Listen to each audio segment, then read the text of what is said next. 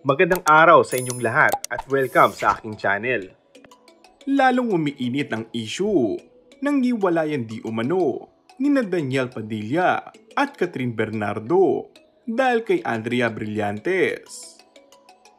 Ilang celebrity friend ni Catherine Bernardo ang umano'y nag-unfollow kina Daniel at Andrea. Kabilang umano sa nag-unfollow sa Instagram ay ang kaibigan na si Julia Montes. Malapit na magkaibigan nga sina Julia at Catherine.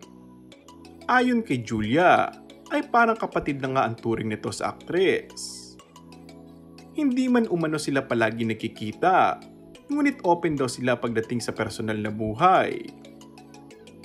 Matatanda ang kamakailan, ay nagtrending pa ang veteran showbiz reporter na si OG Diaz matapos niyang isiwalat ang nasagap niyang balita na ayaw di umanong magkatrabaho ni Catherine si Andrea dahil sa pagkakaugnay sa boyfriend niyang si Daniel.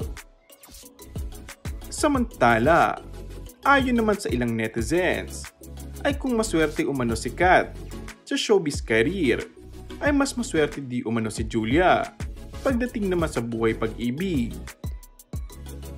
Nauugnay man umano si Coco noon sa mga babae na makakapareha niya, ay mas pinili nito na maging loyal sa aktres.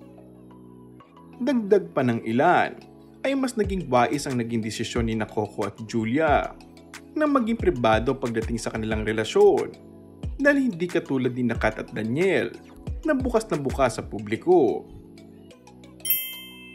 And that's all for our today's video.